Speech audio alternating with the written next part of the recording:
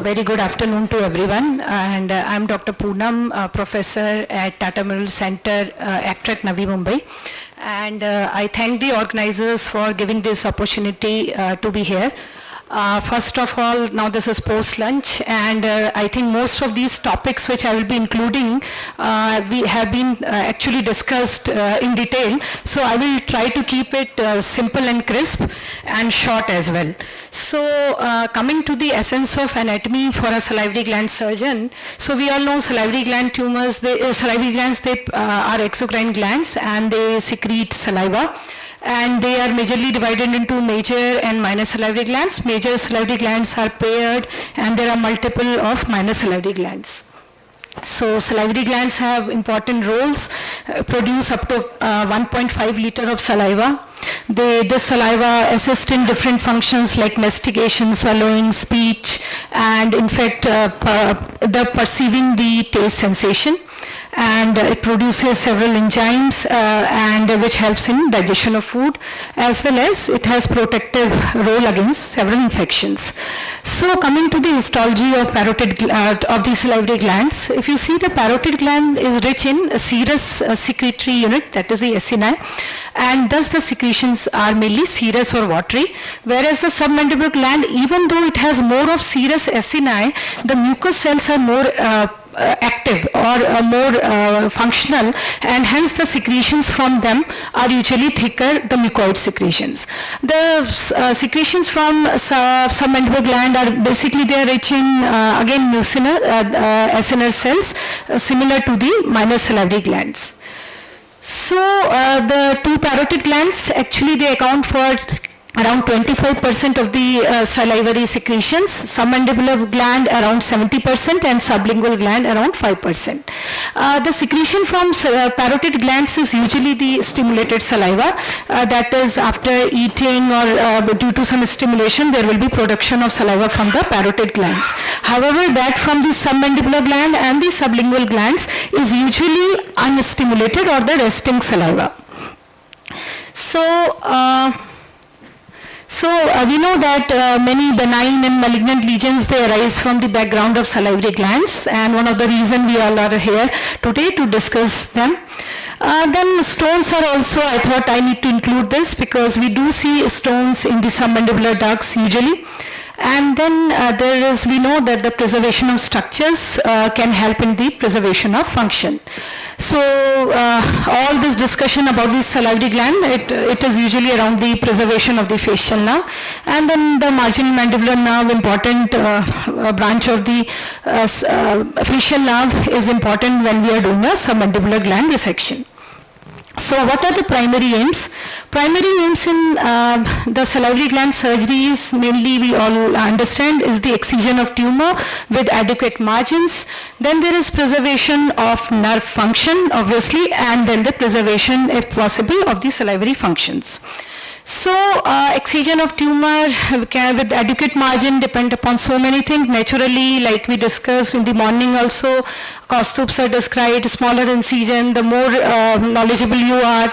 Then the treatment naive versus recurrent, because it is going to be more challenging when you are doing a recurrent surgery. Then the grade of tumor, many a times it depends, it decides the extent of resection and the involvement of neck nodes or the parotid nodes.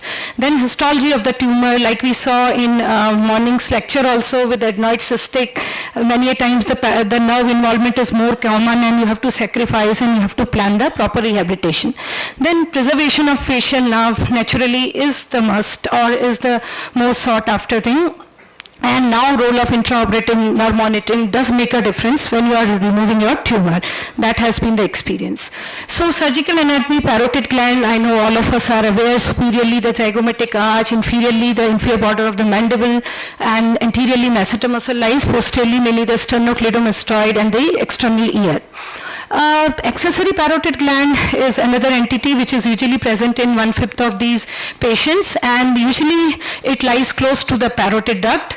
The accessory parotid gland usually is a bit different from the main parotid gland in terms of the histology, as it has more of mucinous cells if you compare with the parotid gland, which is mainly serous, has serous acini.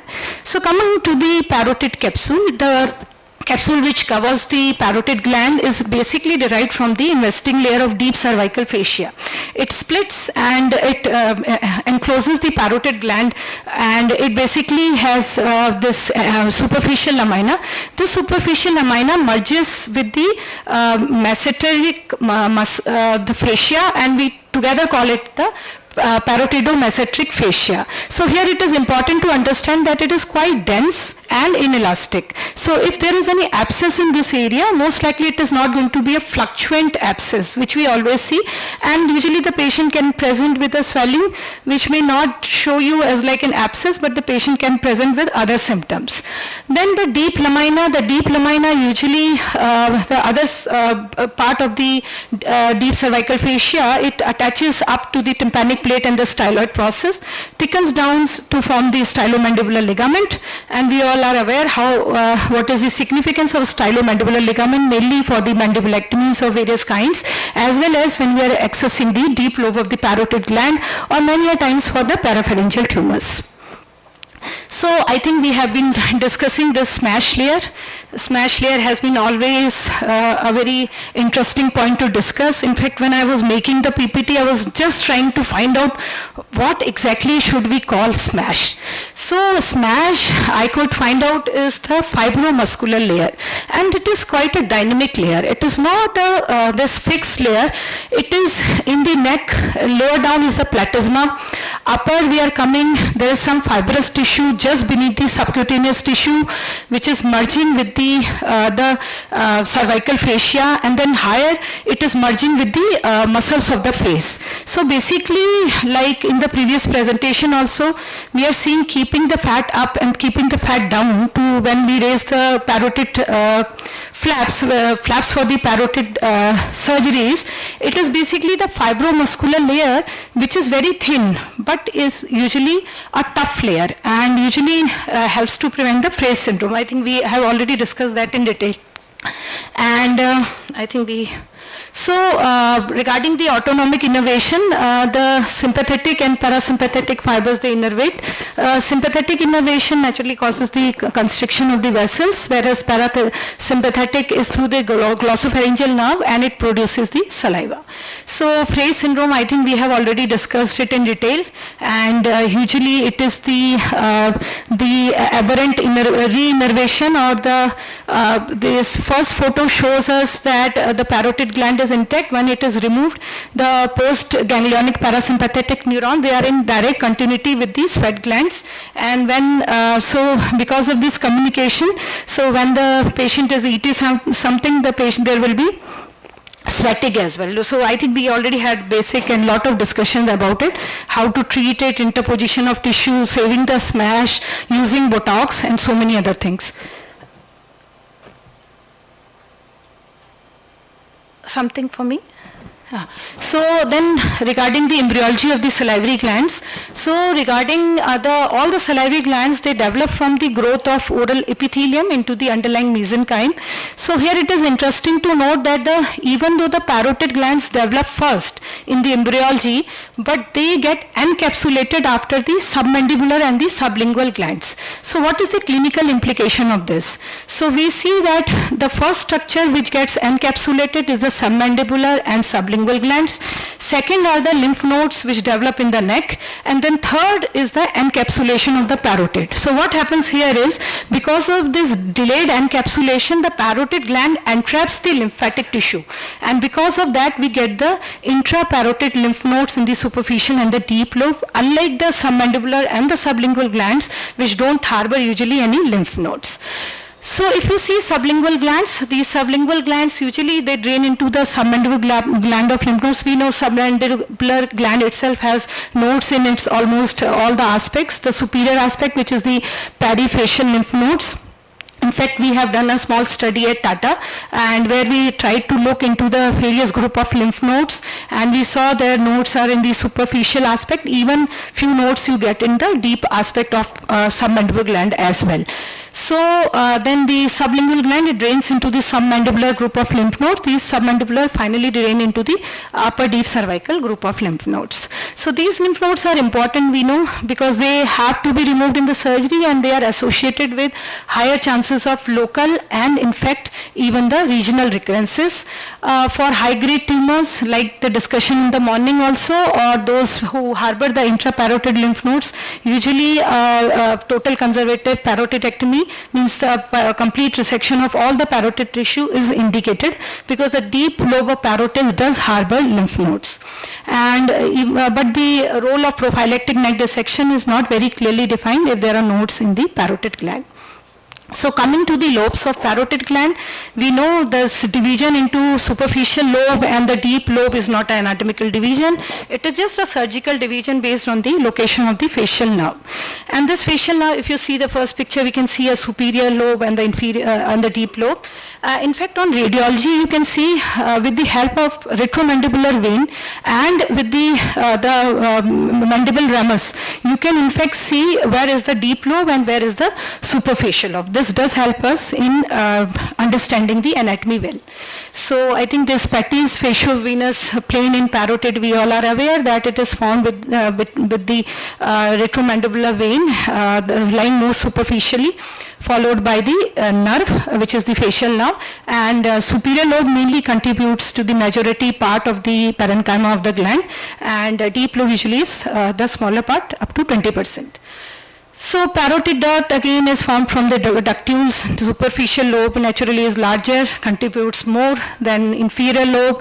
They converge together to form the Stensen's duct, and then open at the upper second molar papilla with the opening which is there. So whenever we talk about the parotid nerve, we have to parotid gland, this has been the discussion since morning, and we know the greater auricular nerve is basically it is found by the anterior MI spinal nerves C2, C3, and it gives two branches, the anterior branch which goes in the gland and the posterior branch which goes into the ear lobule. And if possible, we have to save the posterior branch, and if it is not involved, it is not a difficult thing, and we should aim to preserve it because that does make a difference to patients' quality of life.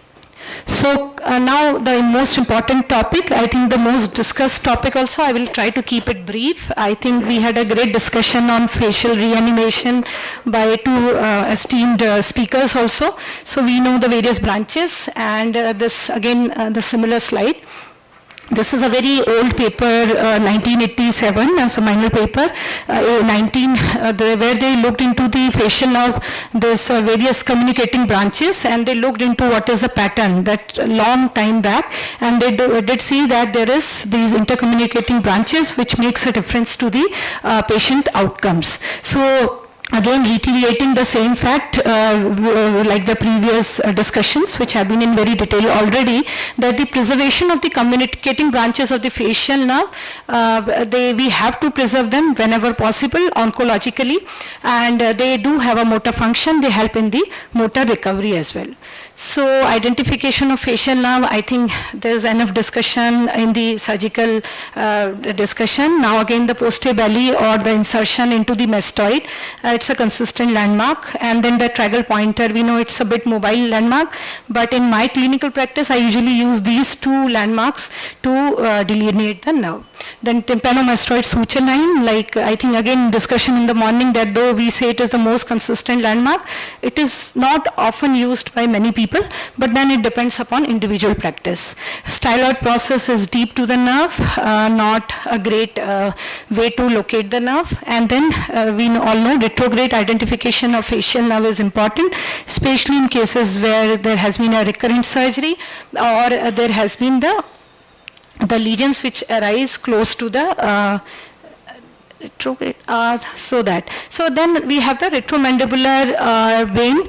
The retromandibular vein is important, I think here. Again, it is an important landmark when you do a CT or MRI evaluation of the parotid gland, you have to try to look for the location of the retromandibular vein, because this again forms the Patty's faciovascular plane, and if you see the tumor is infiltrating the retromandibular vein, you have to be mentally ready, and then you have to plan your rehabilitation. You can prognosticate the patient accordingly. I think this is the only way, and the preoperative assessment of the nerve, clinical assessment of the nerve will help you.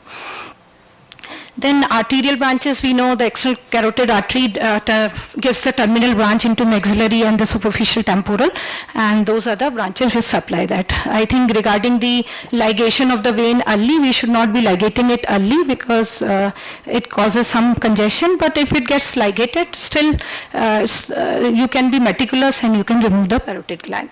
So parotidectomy incisions, I think morning great discussion already happened.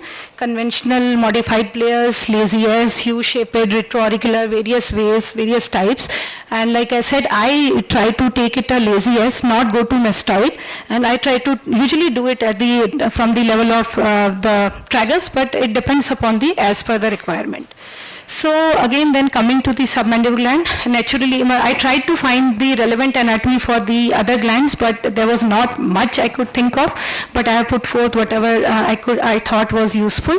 So whenever we talk about the submandibular gland, the submandibular gland usually has, we know, is again divided into two lobes, the superficial lobe or the deep lobe, and it is usually, we say, depending upon the position of the mylohyoid muscle.